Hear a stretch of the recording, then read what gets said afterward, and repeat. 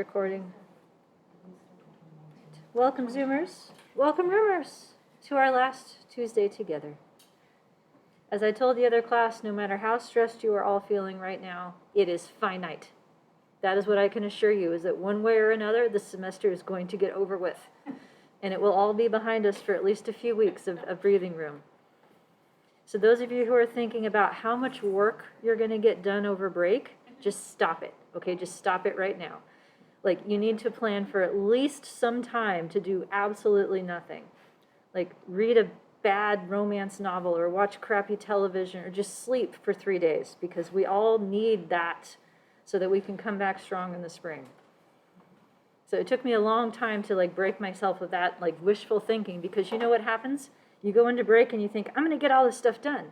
And then it doesn't happen, and then you feel bad about not meeting your intention, as opposed to feeling good about the fact that you had a nice break. So you have my permission, all of you. Take a break, an actual break, but not yet. Not until you turn everything in. Not yet. Soon, but not yet. Speaking of turning things in, I turned back all of your homework 5s. For those of you who have submitted them, I read all of the formative assessments this morning, so I believe I am caught up on grading. If there's anything that you need to submit late, please let me know that it has been submitted, because I don't know otherwise without manually checking icon, and I'd like to turn feedback to everyone as quickly as possible as we try to get through the rest of this. Grades should be updated. If there's anything that you if you look at your grades and you think that something's wrong, please let me know. How is homework 6 going? Friendly invariance analyses. Any questions on that I can help with at this point? Lisa, I had a question.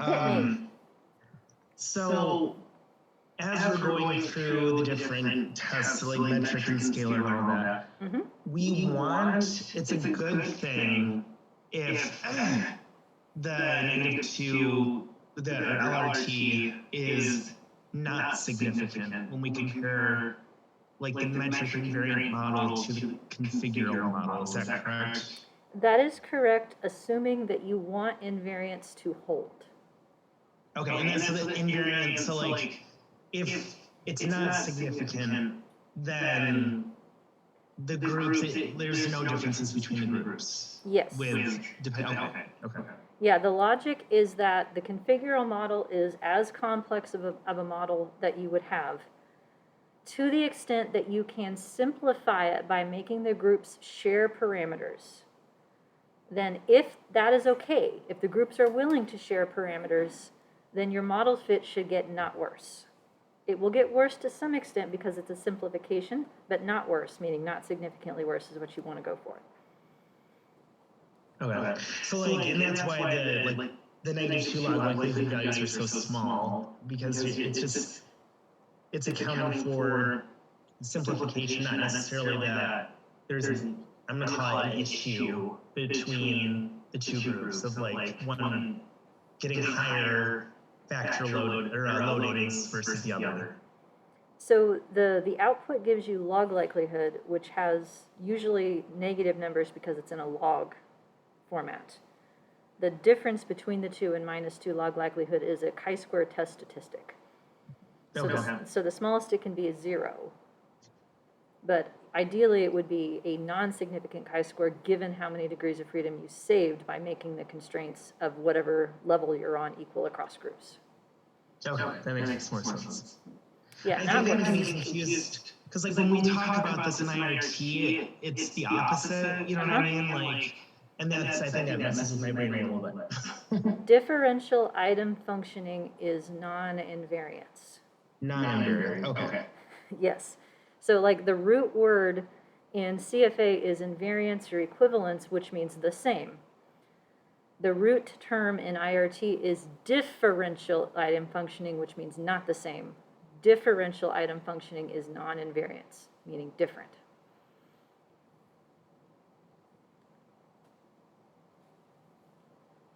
Happy to clarify things. Some of the multiple choice questions on this one I think are particularly challenging. So I can't tell folks if you have the right answer, but if you want to come to office hours and be like, here's my logic, Let me walk through my logic. I can confirm or deny your logic is correct. I can do that much.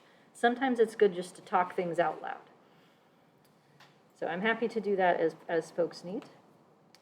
Let's see, other things that are happening. Course evaluations. So I made a deal with this class. There are 28 of you. Oh, now it's mad at me. And I said if I can get 26 out of 28 to give me a university course evaluation, everybody gets a point extra credit. You are at 15. So these close on Saturday night. I will probably send out an email reminder, which will only remind those who have not done it, which I don't know who you are, but it allows me to do that within the system within the next couple days. The other extra credit opportunity that you have related to evaluations is the custom Qualtrics survey. That is a separate thing that I do just to get more targeted feedback, and anybody who completes that gets a point extra credit. If you need me to resend the Qualtrics survey invitation to you, I can do that. Just let me know. And those will be tallied at the end of finals week. So I will wait to figure out what all the extra credit is by the time the Qualtrics survey closes at the end of finals week as well. Okay. So then what we have, other than homework that's ongoing and course evaluations that are ongoing, is our last formative assessment.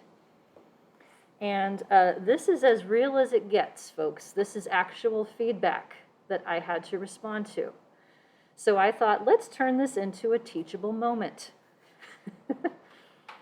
So thank you for those of you who gave a lot of thought to this and wrote down all of your answers. There's a lot of good stuff in there. I was pleased to see that for the most part, everybody had kind of the right ideas. How to describe this to somebody and how to use the right words to be able to convince someone is the tricky point.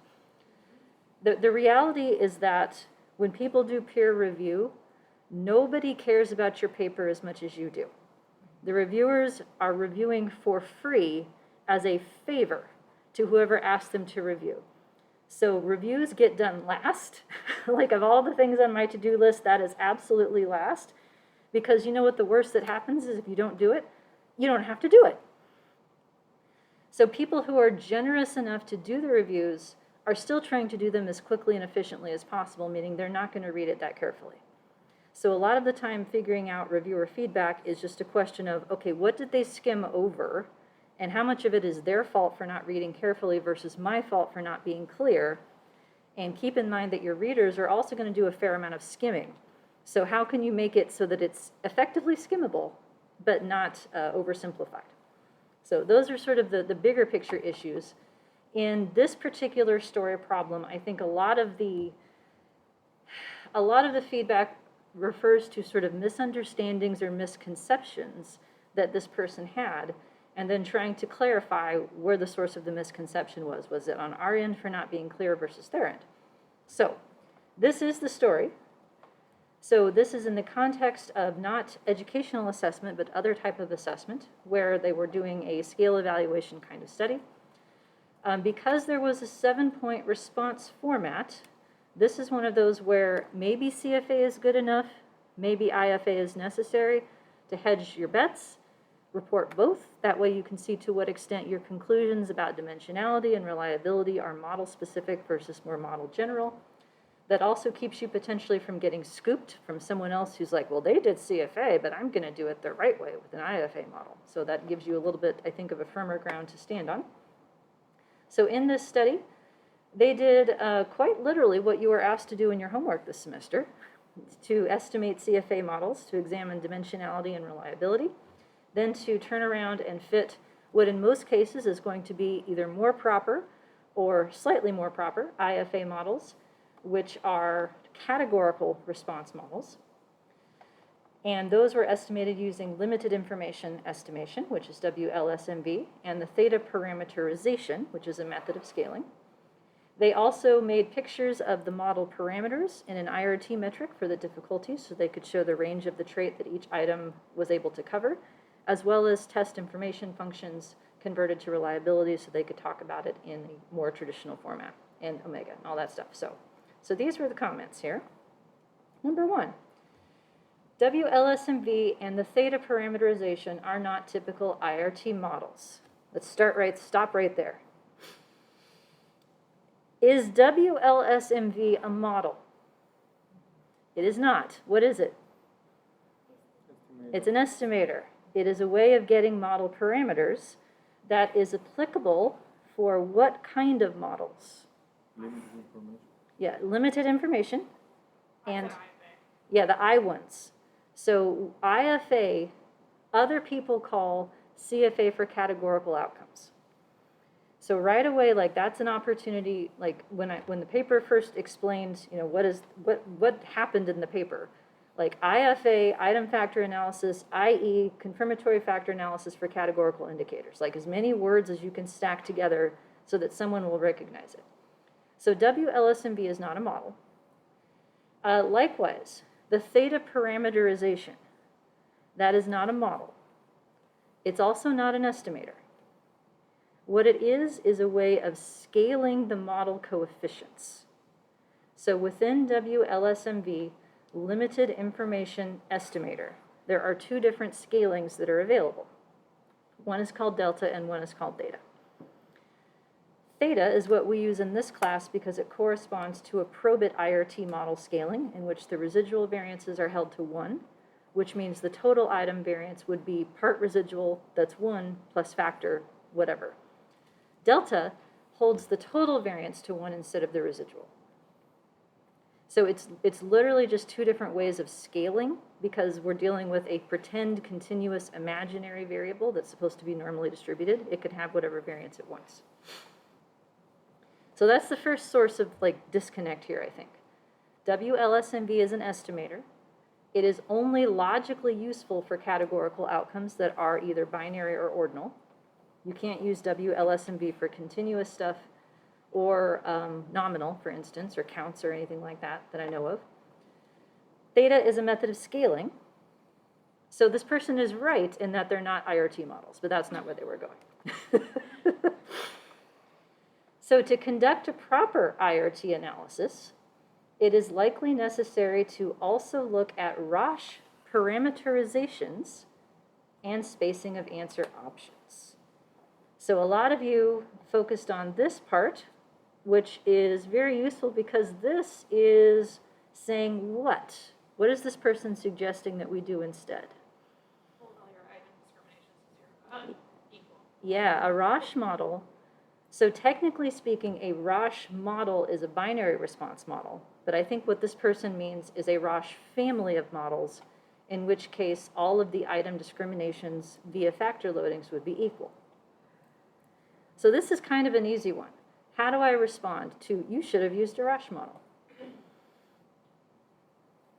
We looked at the fit and it was worse, so we're not reporting it. Yeah. Thank you for the opportunity to revisit my model.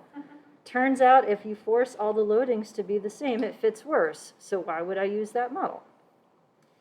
Now the other part of the answer, so I have actually what I wrote in front of me. I went and found all that this morning so that I could see what I originally said. Within the Roche framework, the Roche family of models for categorical data, the graded response model is actually not part of that family. They use something that's called a partial credit model instead. So that's the one where the transition points is basically the theta at which 2 becomes more likely than 1, 3 becomes more likely than 2, 4 becomes more likely than 3. That is an option for ordinal data, but it doesn't assume ordering. It allows you to test ordering. In this case, we had a typical response format of, strongly disagree, disagree, neutral, something to where it was unambiguous as to what the order should be. So a graded response model, I think, made more sense than a partial credit model because ordering was not an issue. So that was the long and short of it is, if you mean a model with equal discriminations, that didn't fit as well. If you mean that we should have used a partial credit model instead, then that one isn't necessary because we have an ordering that we can believe in. A partial credit model and a graded response model would be non-nested alternatives to each other. Quite a bit of research has looked at those and found that they tend to give fairly much the same answers because they're fairly similar in structure. Okay. So why might these fictitious authors have chosen WLSMV rather than a typical IRT approach? why not do marginal maximum likelihood? So all the cells that need to be. All the cells would make it difficult to evaluate fit. Yep. What about the number of latent variables in the problem? 1. There's 3. Oh. Yeah, so there's 3 factors to be examined. And the other part of the story that you all didn't get to hear was that this was also an invariance analysis across time. So it was 3 factors by 3 occasions, meaning that a model would have to have 9 factors at the same time. So for that reason, a limited information estimator is going to work a lot better. Several of you commented about the idea that WLSMV gives you fit statistics that are similar to CFA, which I would say is a selling point if you're writing to an audience that's used to seeing CFA and SEM. Having those sorts of same fit statistics should be comforting to them. Not necessarily a reason to do it, but it is a reason to make your readers follow you more easily if you can give them something that they're used to. So all in all, confusion on the terminology here, but the Roche angle is something that we can actually address and say, no, we tested it, we're not keeping the Roche model. Okay, how are we doing so far? I'm curious for your response to this. Mm-hmm. To your point, the rush, we can say, yep, we tried it, thanks. All of these other things, do you let it go? Do you push back on some of it? Is it more, if they're going to continually double down on something, then you actually them? I think I try to find something that I can agree with, and then I try to find something that I don't agree with. I try to make a balance. In this case, honestly, this is a lot of word salad. This first sentence doesn't make any kind of sense to me. So I had to figure out what I thought they might have meant and then talk about that. And somebody who isn't as familiar might be okay with that argument. But if this person can't fully articulate what the problem is, then I can't answer it. So there's a lot of I'm going to pretend like I know what you meant, and then I'm going to answer that question instead. Kind of like a politician during a debate. It's I didn't like that question, so I'm going to answer a different one. Yeah, what about the sentence, it is true that you can reparametric this size as an IRT model, but effectively you are looking at the same model. Mm-hmm. To me, they can be used, So this part I'm talking about. Yes, yeah. Both estimators can be used for ordinal data or categorical data. To me, they are useful for similar purposes, but they are not the same thing. But we can transform the parameters between IRT and IFA linearly. So I think that people can think that they are the same thing, but to me they are not the same. What do you think? Well, so here's the thing. It's true that you can reparameterize. Reparameterize what? Because at this point, there's no referent to what that is referring to, because there's no comparison model given in the first sentence. So what I would have to assume they're talking about is that you can reparameterize the IFA/CFA for categorical indicators model into IRT, and that is exactly what we did in the manuscript. Yep, but so you are looking at the same model. That is true. I agree with that part of the statement. Okay. I mean, in terms of what the model would predict, it doesn't care if you're predicting using loadings and thresholds or if you're predicting using A's and B's. You will get the same predicted probability conditional on theta, assuming you hold all of the estimation constant, and that's where the differences come in. If you were to switch from, say, the MERT package in R from M+, then MERT is going to optimize the parameters in a way that might give you different numbers because of the searching algorithm in terms of it trying to figure it out. You would also have to know if you're in logits or probits, whether it's full information or limited information, and then within limited, whether you're in delta or theta scaling. So there's a lot of places where this could become non-equivalent, but it's not because of the model, it's because of the way the model is being estimated and the way the estimator is being programmed into the software. Right. Yeah. A lot of layers there. All right, other comments? So this was round 1. So revision comes back. Reviewers 1 and 2 are relatively happy. Reviewer 3, and no, I'm not making this up, this is reviewer 3. Now we have a new one. The artificial distinction between IRT, item factor analysis, and CFA is methodologically problematic. These models are fundamentally nested in each other. So last time they were fundamentally equivalent. Now they're fundamentally nested. What do you think? Are CFA and IRT/IFA models nested in each other? Not in any way, shape, or form.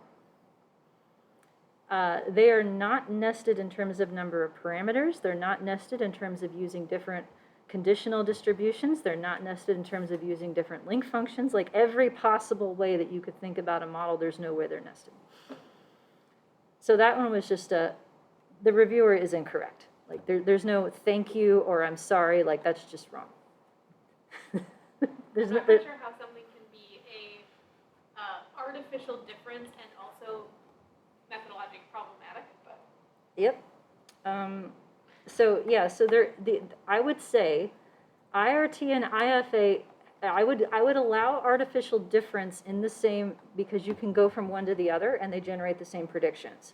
So whether you report difficulties or thresholds maybe is an artificial difference in the sense that they lead to the same result. But the nesting is just absolutely no. So can you think of models that would be nested within each other? When can we think of these things as nested? When we constrain parameters? Constraining parameters. Like whether it's a Roche model or not. Like if you have different loadings or not, that's a nested model. What if the reviewer was going to argue that we didn't have 3 factors, that we should have had 2? Those are nested models. So like if you stay within a family characterized by distribution, link function, and all of that, then models that are more complicated or less complicated are nested. And if a model is nested, you can usually do a significance test to determine which fits better. Whether the addition to the model improves it, or whether the subtraction from the model makes it worse. So that one's just no. There's just none of that. Okay, other comments about this comment?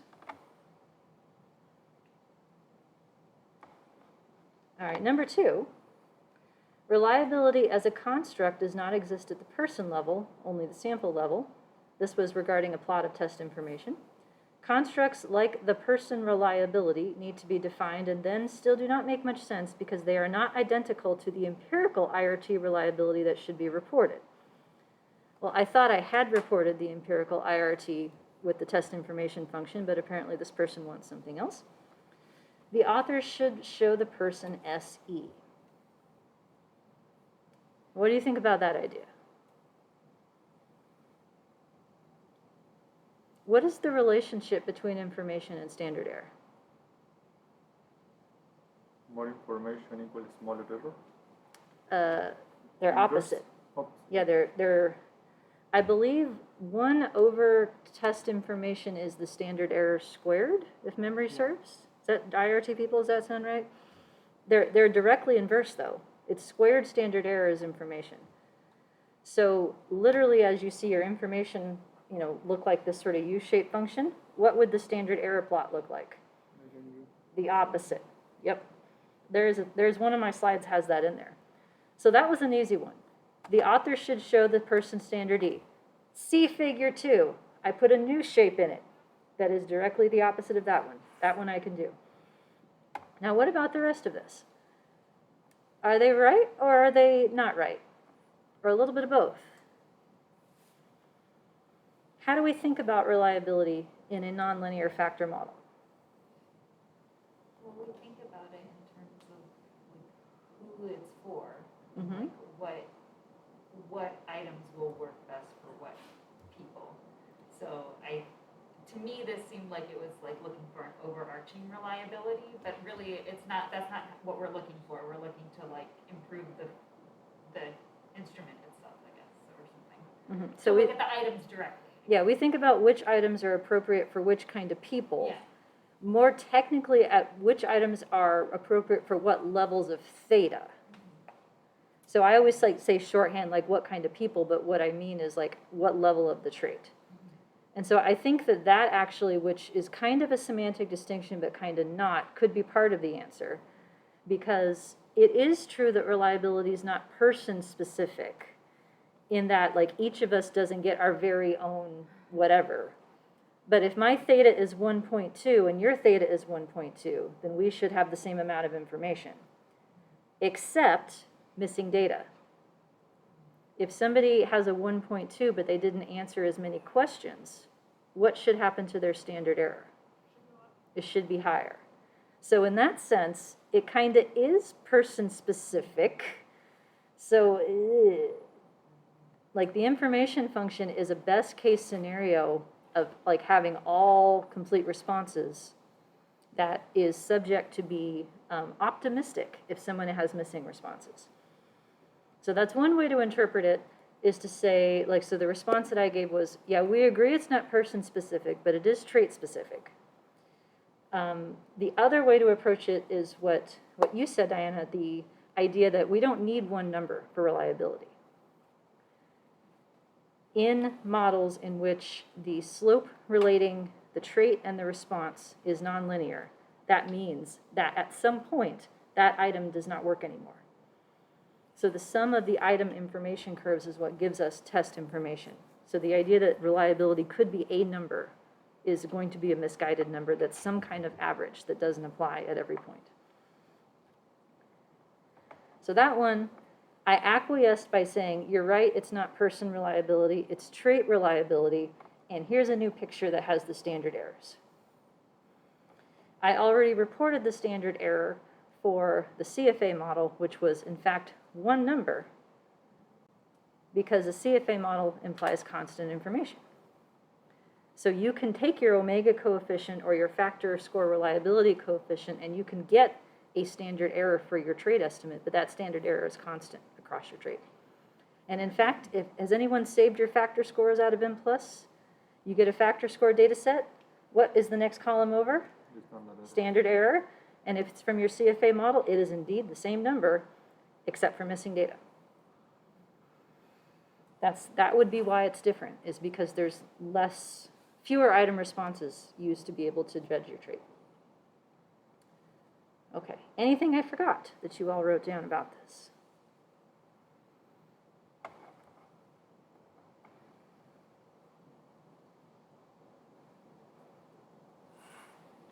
All right, I think that was all the main things that I had to say about that. Okay, next one. Revision 2 comes back. Everyone's happy except for reviewer 3. So they're commenting on a sentence that was in here. CFA models are designed to predict a continuous, normally distributed item response. This is not really true, as ordinal CFA is a standard method. Now we're at a semantic distinction. You're right. Categorical CFA is a thing. I named that thing IFA in this paper so that we wouldn't have the same word CFA being applied to two different models, because you can't use the same word for two things. Here we go. This is not really true, as ordinal CFA is a standard method. Agreed. With you there. How about this? WLSMV and MLR are both CFA methods. What are they? Estimators. So if I'm doing linear CFA, WLSMV is not a thing. It would just be limited information, but there's nothing different about it necessarily. MLR is full information. What is the R correct for? A few of you noted this. Robust. Robust? So what does it change? Does it turn it into an IFA model? It does not. What the R does is adjust for deviation of multivariate normality. It adjusts the fit statistics and it adjusts all the standard errors. And it's really kurtosis that it's adjusting for, multivariate kurtosis. Ender's Missing Data Book, Chapter 5, has a description of how that works. So MLR is sort of protecting against the idea that multivariate normality may not quite fit, but CFA is still fundamentally a linear factor model. Is that correction in the outcome? Does that make sense? in the outcome. What do you mean by that? Well, so I understand what kurtosis is in terms of correcting for non-normality, but non-normality of what? Non-normality of any outcome that's in the model. Great, thank you. So predictors do not have distributional assumptions unless you turn them into outcomes. So yeah, so that's part of the reason why when I did full information IRT models, I didn't do MLR, I just did regular ML, because then those IRT models don't make an assumption of normality. They make an assumption that it's categorical, which is. So like the robust part would be overkill, potentially. Yep. So one is designed for ordinal responses and the other is designed for continuous responses, but MLR can also deal with ordinal responses. Here's the giveaway. What does deal with mean? See also synonym handle. Those are words that people use when they don't know what they're talking about. So it deals with it in the sense that it corrects the fit statistics and it corrects the standard errors. It does not deal with it in the sense that it transforms the model into something that's more appropriate for bounded ordinal data. That's why we have the separate. The user just needs the categorical option. This made me laugh out loud. Really? Really? Thanks for the pro tip. And it wouldn't have been that funny, except that there was also a supplement that had all the code. So that like if you had actually looked through it, you would have seen the categorical option being used already. But it's all right. And last but not least, omega reliability does not make sense for a unidimensional factor model. How about just that? That's false. Like, no, that's just wrong. Like, I don't know. I don't know why one would say that. So then it's like, okay, see this book, see this paper, see the entire rest of the world who does this. For an IRT model, there is only a unidimensional latent trait. Okay, here's this one. Jonathan's he'll be mad at me if I don't say this. Are IRT models necessarily unidimensional? They are not. They are if you say they are, but can you have 2 factors in an IRT model? Yeah. Sure. Can you have 3? A bunch of you just did that for your homework, right? Yeah. So that is a misconception that IRT assumes unidimensionality. It does not. It assumes unidimensionality if that's the model you fit. But in which case, and we can tackle this one, Chromebox, Alpha, Omega, and the IRT reliability are all the same as for a Roche model. What's the difference between Alpha and Omega? Let's start there. Tau equivalence. There is one more besides that. Not quite, but on the right track. What goes into the denominator of omega? Beyond just loadings, error variances? Factor variance, Not the factor variance. Well, yeah, I guess it's technically in the first part. item variance. It's 2 times something else that goes in the bottom. You're saying something. I don't know. Standard error? Not quite. The sum No, of that's okay. Covariances, yeah, the Zoomers have it. Error covariances go in the denominator. That's the third thing. So it is true that alpha and omega are both designed for single traits. And if you don't have a single trait, that doesn't make sense. But omega allows loadings to differ across items, and it allows you to have residual covariances, and they count against you. They go into the denominator, so they would lower your reliability. So then, are the same for a Roche model? That's another way of saying a model where the loadings are being held equal. So alpha would be analogous to a Roche model in that sense. And the IRT reliability, I have no idea what that means at this point. So I was looking through your slides and I was like, I don't think this is a thing. I don't know what that means. So fortunately, this part right here, I just ran with that. The reviewer appears to have a disconnect. When we said IFA, we meant CFA for ordinal responses using the categorical option. And so then the rest of the responses were, I believe this statement refers to the aforementioned disconnect. The end. So Disconnect is a politer way of saying wrong. It makes it sound like it's no one's fault, right? We got disconnected. I didn't hang up on you. We just, the connection was lost. The passive voice works for that. So thanks for letting me walk through this. This was kind of cathartic for me, but it is the case that you may have to educate your reviewers. And things that they didn't understand, the first response, even though we're mad, should be to go to the paper and be like, how could they have confused this? And see if there's anything you can do to eliminate the confusion by adding either parentheticals, footnotes, references, subheadings, anything that would help whatever you're trying to say be easier to get quickly. But if not, you just got to dig in and do battle. So that is something that I can help with, by the way. By making it all the way through this class, you have earned the right to bother me in the future with such questions, and I'm happy to try and provide you with some help if I can. Question from the Zoomers, can we say larger error covariances are a sort of penalty? You can if they're positive. So if it's a negative covariance, I think it would actually work in your favor, but that is sort of weird. You wouldn't expect a negative residual covariance for two items that are measuring the same thing in the same way. But yeah, the extent to which you need residual covariances to make your single factor model fit then counts against the reliability, because then that's related to the error part and not the signal factor loading part. That's related to the strength of the trait. All right, I think that's all the stuff I wanted to say about that. Any other questions or points of discussion? No. All right, 2:40. Killed about 35 minutes with that. Well done. So where I want to go next then is the remainder of lecture 8. Sort of the what to do when your model doesn't fit.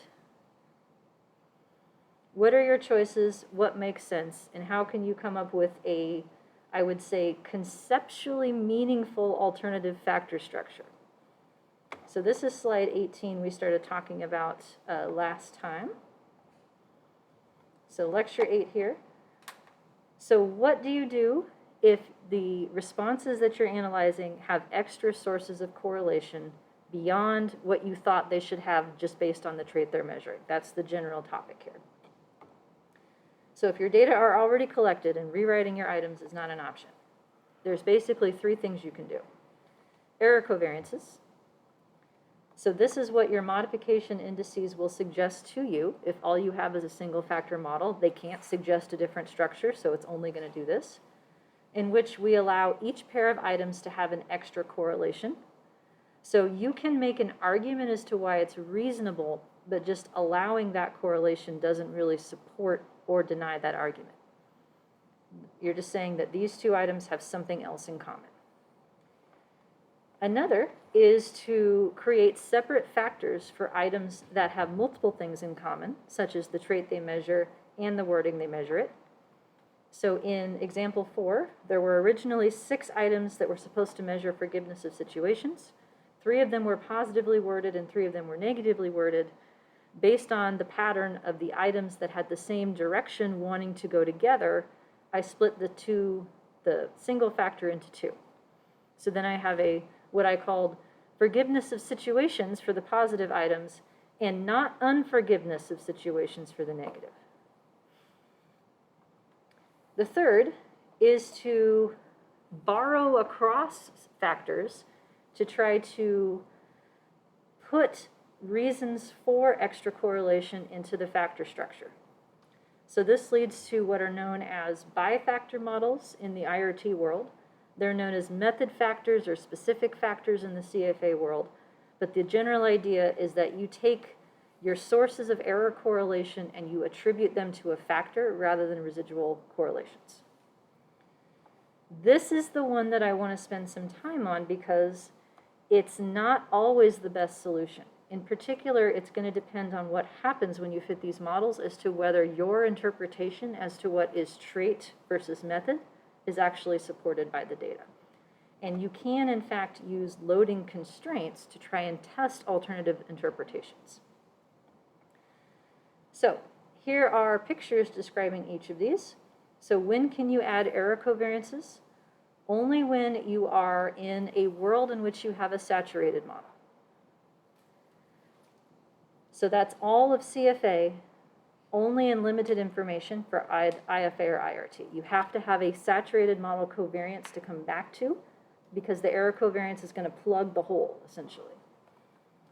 Otherwise, such as when you are doing full information maximum likelihood for IFA/IRT models, and by the way, this is why I always write it this way, is they are the same thing.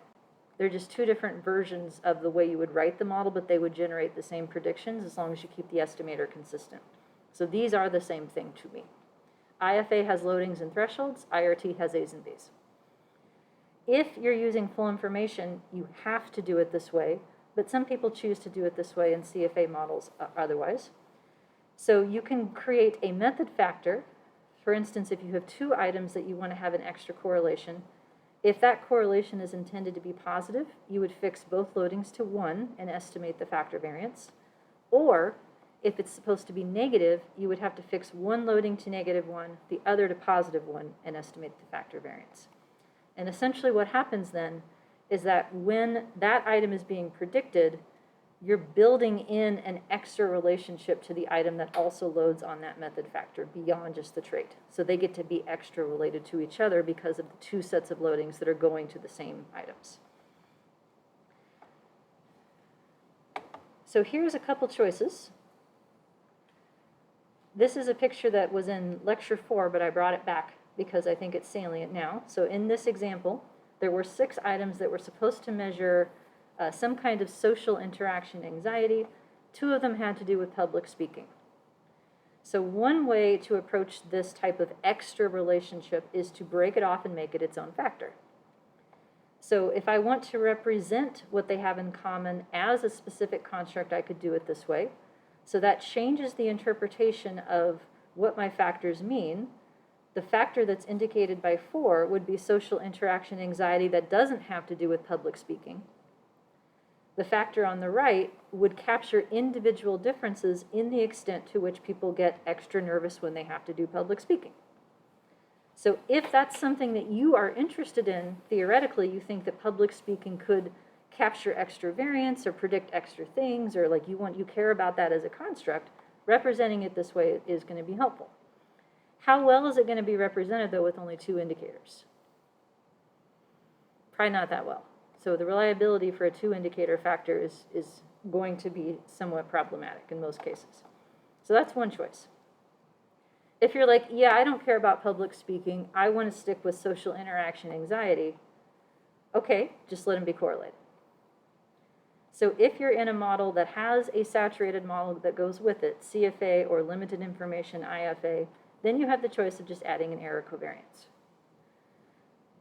Then items 5 and 6 still work with the other 4 to indicate this trait. They don't break off. So you have one source of individual differences then that you care about. Equivalently, you could do this. So I call this factor plus method factor because all 6 items are still loading on social interaction anxiety. So the factor on the left means something different in the first picture versus the third because of the indicators that it has in common. All 6 on this side versus just 4. Now in the textbook, he went ahead and labeled this public speaking anxiety, and I had to relabel it because it can't mean the same thing in both cases.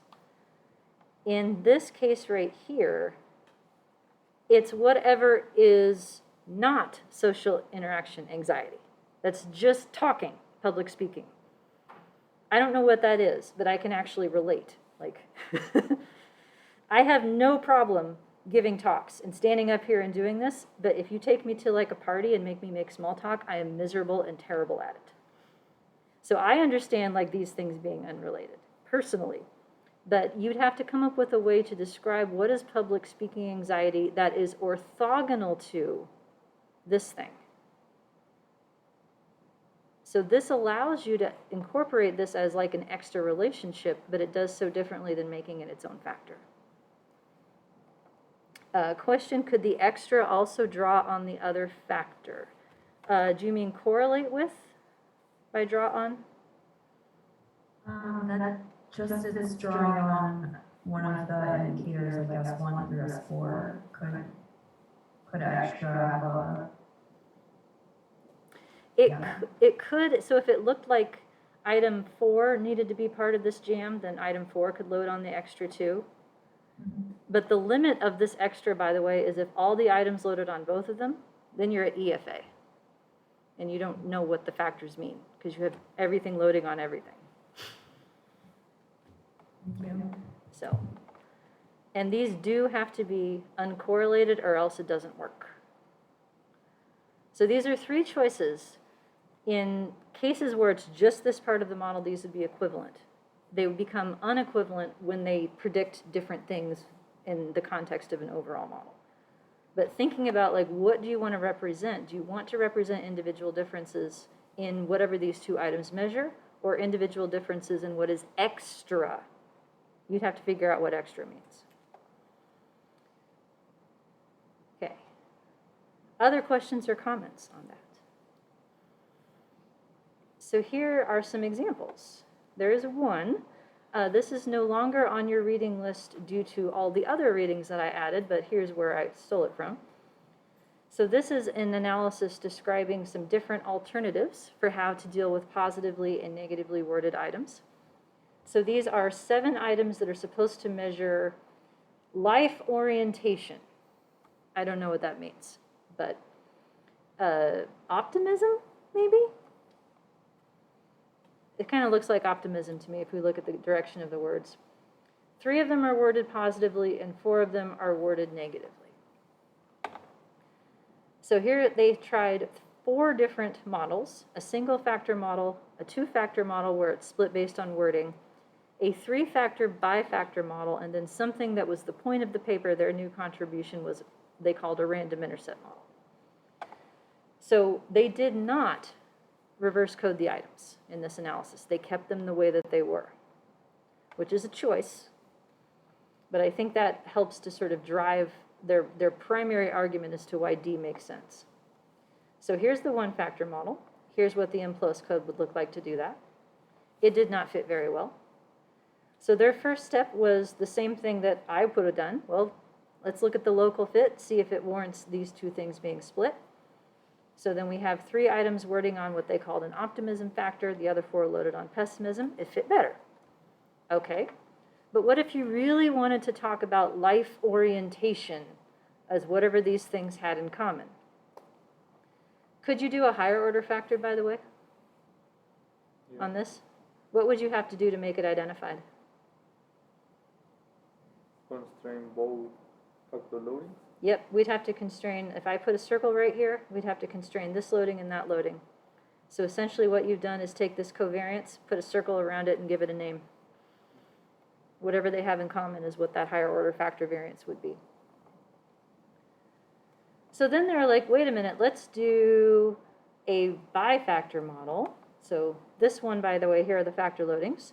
So the optimism factor has 3 strong loadings. The pessimism factor has 4 strong loadings. Looks fine. So here's their bifactor model. And this is exactly the kind of thing that I've seen too often when people try these. So based on what they intended, they called this general optimism. And this is specific optimism, and this is specific pessimism. So to make this identified, these 3 factors have to be uncorrelated. Otherwise, this doesn't work. So general optimism has everything as an indicator of it, and then these are basically what they're calling wording factors. And this fit well, however. So this is what the code would look like. General loads on everything here, or everything loads on general, I should say. 3 items on optimism, the other 4 items on pessimism, and then all the covariances are forced to 0. Let's look at the size of the factor loadings. How well do you think this column here should be called overall optimism?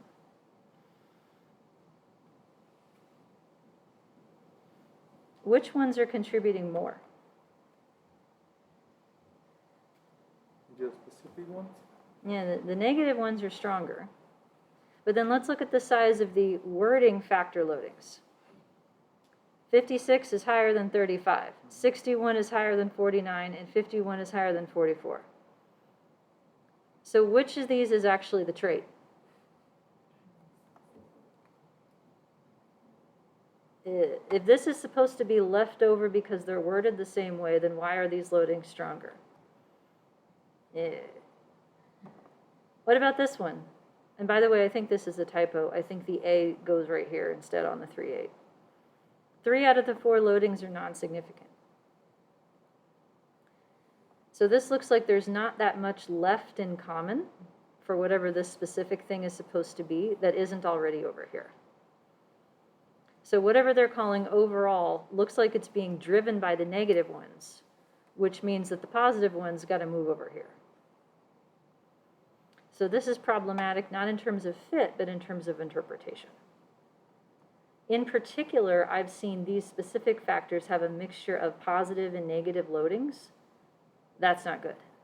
Because if the only reason why this should be a factor is because of the direction they're loading, not only should they be in the same direction, but they should be reasonably of the same amount. Like these are all equally negative in that sense. To the extent that it's not equally negative, that suggests that the content of the item beyond just the valence is driving what's happening here. So it's not just enough to fit the bifactor model and see that it fits well. We really need to pay attention to the strength of the loadings to support the interpretation is that this is general and this is the method factor. They came up with another alternative, which they called a random intercept factor. And those of you from the longitudinal class, yes, I mean random intercept in that class in the same way that they do.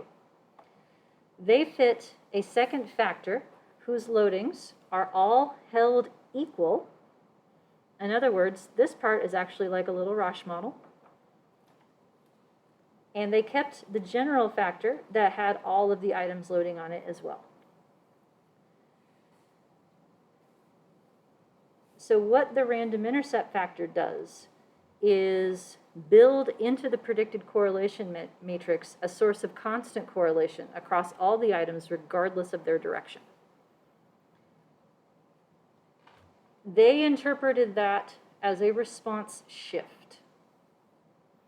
That was their interpretation of what that means. I'm telling you from a mathematical perspective, what this is doing is starting with the basis of constant correlation across all the items. Then non-constant correlation is being induced by the optimism factor and its differential factor loadings right here.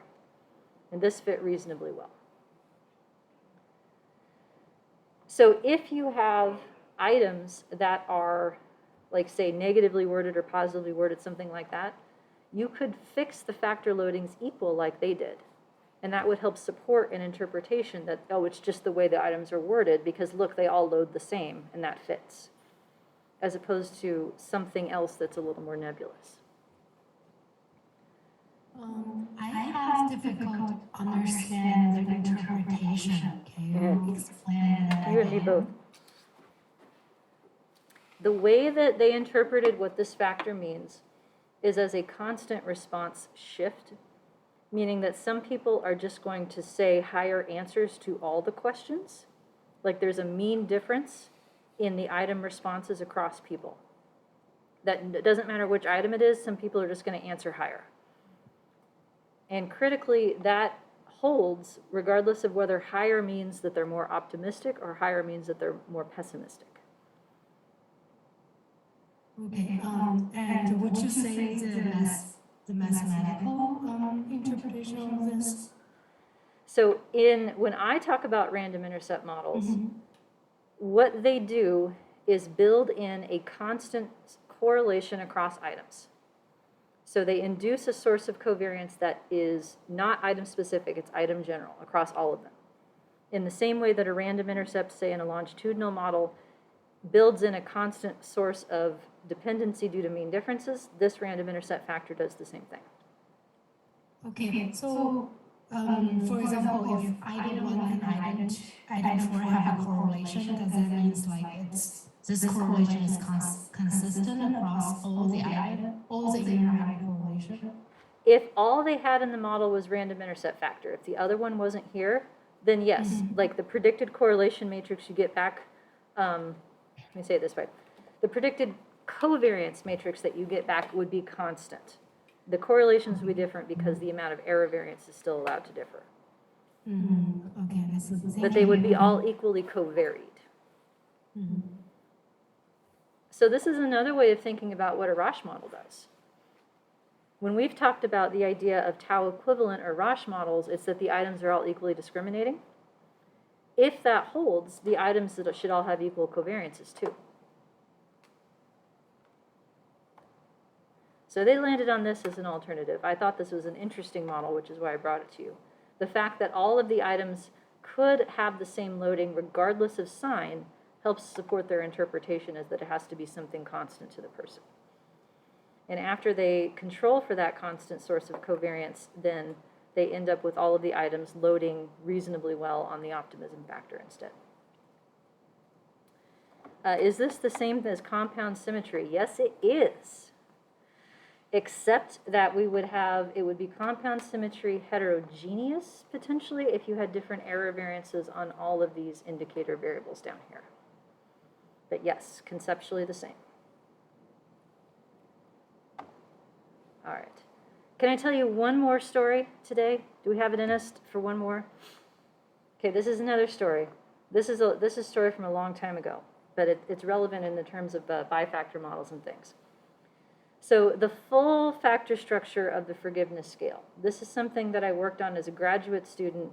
After it got bounced back from like 8 different journals, we finally got it published in 2005. So there's one paper about the development of the scale that had like 6 studies or something. It's a huge, huge paper. And it is my most cited publication by like 3-fold on my entire CV. This is it. Like 1/10 of my total citations are from this one paper. So you never know when you get hired as a graduate student to help with some analyses what can turn out for it. This is the one where I'm going to tell the internet yet again, you have my permission to use the scale. You do not need to email me and ask because you have my permission. It is publicly available and there is even a website for it. So the background of this scale is that they wanted to be careful to build in and not confound the idea of what trait is being measured with how it's being measured. So they wrote items that were positively worded and items that were intended to be reverse coded, and they deliberately selected all of the items for the final version of the scale so that they were balanced. So the forgiveness of self has 3 positive items and 3 negative items. Forgiveness of others has 3 positive and 3 negative, and then this is the one that we played with in example 4, 3 positive, 3 negative to measure forgiveness of situations. No matter what I did, I could not get away from the fact that this is the best fitting structural model. Each set of 3 that had what is in common is the type of forgiveness and the way it was worded wanted to be together. There was absolutely nothing else that would come anywhere near this.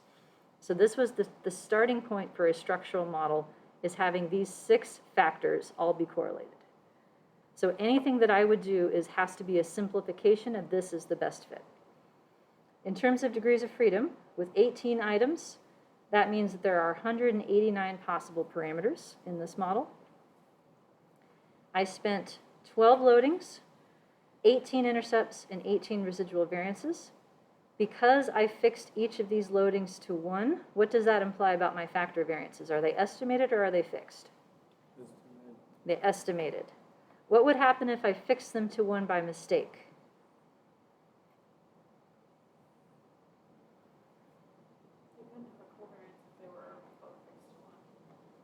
Well, it would be saying that like the item that was the marker was perfect.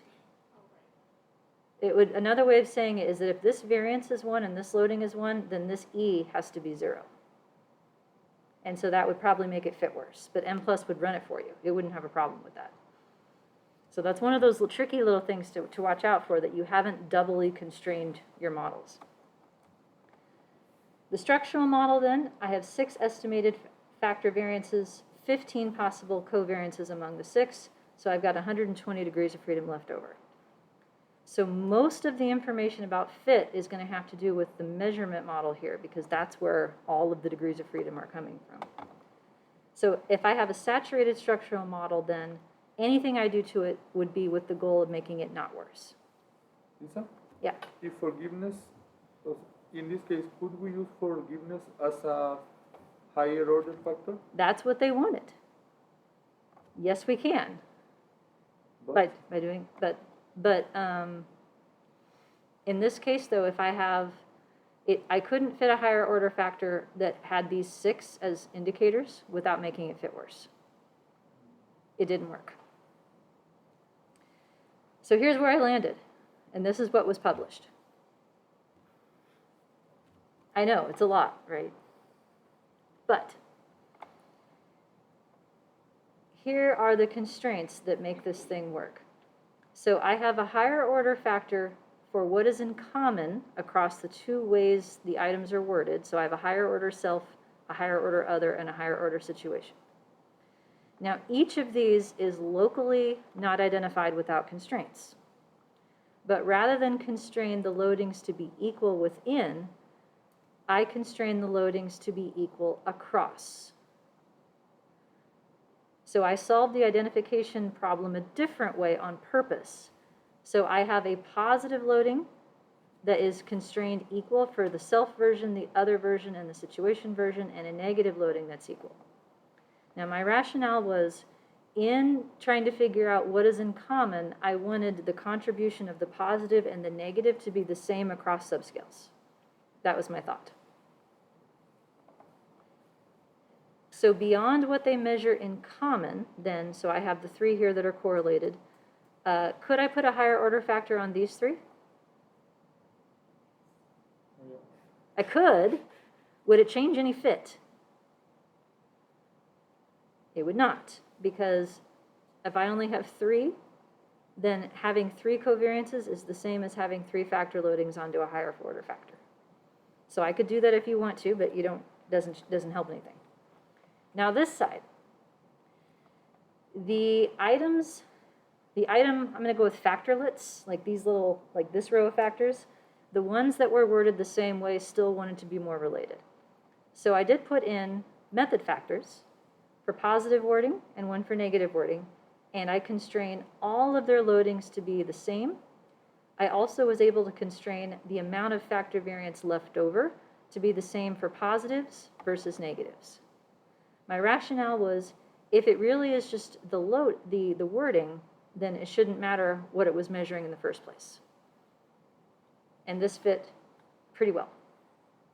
So this is what we went with in the paper. Reviewer 3 came back and said, no, actually you're wrong. What you have is forgiveness and unforgiveness as your traits. And your method factors are self, other, and situation for how those traits are measured.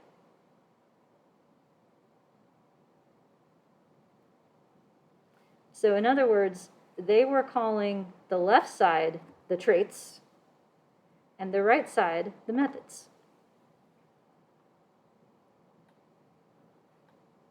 So how do I argue that that way isn't the righter way? Could they have a point? This is where it gets very tricky with these models to say what's the trait and what's the method sometimes. Because they were saying this is forgiveness and this is unforgiveness, and then this is just what's in common of the type of forgiveness as a method of measuring it. Would it depend on like just your theoretical, like how you were conceptualizing it in the first place, or? Yeah, so we were approaching it from like we're measuring self-forgiveness and other, and these are the things we care about, and we just had this wording problem. And they were like, no. Forgiveness and unforgiveness are 2 different things, and you just happen to have measured them 3 ways. So they were coming at it from an alternative of theoretical perspective. The question is like, how do I turn that into a hypothesis test? You can, and I did. Here, camera 1, camera 2, camera 1, camera 2. So first thing, If these are method factors, they don't get to be correlated. So I took the covariances that were over here, moved them onto this side. Second thing, the constraint pattern. I made it so that these were all equal as the method factors. Oops, come back. And these got to vary instead. And I switched out the constraints on the residual variances for these factors as well to match this type of interpretation. Now this is a non-nested model because it actually uses the same amount of parameters. And this is within a CFA framework because these were 7-point items, I think, or 6. More than 5, I remember that much. So any ideas as to how I might compare non-nested models if they have the same number of parameters? Information criteria. Information criteria. AIC and BAC, smaller wins. So the AIC and BAC were a lot bigger for this version of the model. So that was our evidence that no, it's this way. So my point in showing this to you is that it's probably not going to be enough just to put in method factors and let all the loadings be whatever they want and hope it works out. But you can use patterns of constraints to rule out alternative interpretations as to what the factors should have in common. I argue fairly strongly that if it really is just positive wording, there is no reason why the items should need different loadings.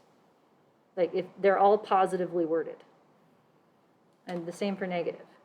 In particular, if the loadings are very, very different, and even in the wrong direction, that implies you're measuring something in common that's not wording, it's something else.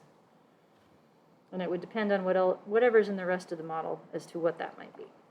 So, constraints are your friends. There. Ta-da. That's my take-home message. Constraints are your friends. But in order to know whether the constraints hold, the saturated structural model is the first step. To what extent do all of these method and trait factors adequately recreate the 15 covariances among the factors? That's what we got to figure out in the first place. All right. Questions on any of that?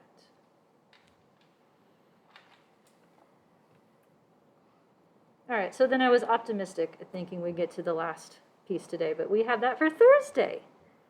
Yeah. Quick question. Sure. What was the sample size for that model? Oh, 1,200-ish, I think. Okay. Well, that was back in the days before Qualtrics, where someone had to hand enter 1,200 surveys, right? I mean, so We've come so far. I know.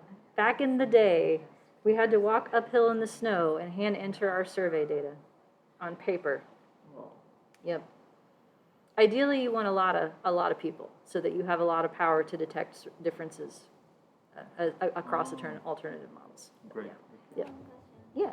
So when we add method factors in factors, and is that the same way we add method factors in items? Method factors for factors like this. Here we add, Mhm. method factor on Yeah. So yeah, this is what the code would look like for the method factors. So could we, in the that side, manual that side. model, could we add the method factors? So in this code, the first layer of factors, let me see, do I have, yeah, I don't have the code that has the items that are creating self-pos and self-neg, for instance. So yeah, the method factor loadings are applying directly to this lower level of factors, not to the items directly. But they apply to the items indirectly by continuing down through the loadings. Yeah, we cannot put method factors directly on items. You can, but I didn't need to. So in this case, all of the common correlation of items that were measuring the same thing in the same way was already captured adequately by each of these 6 factors. And then I was just trying to capture the correlations among the 6 factors with these 5 higher order factors of various kinds. Method or trait, however you want to call it. Then if we add method factors, lower level factors, then in the item level, could we add item covariance? If we add item covariance, will it is redundant? Yes, so Method factors and error correlations are redundant if they operate on the same pair of items.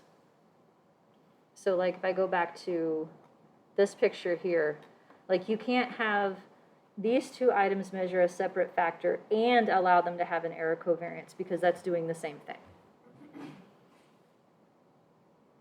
That make sense?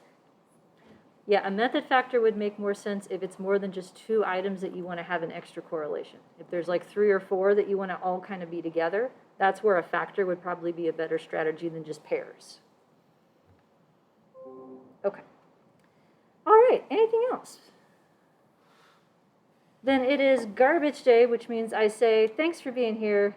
See you Thursday. Office hours are tomorrow. If you need anything, let me know. One more day to go, folks. Thanks for being here. Bye, Zoomers. Bye, Roomers.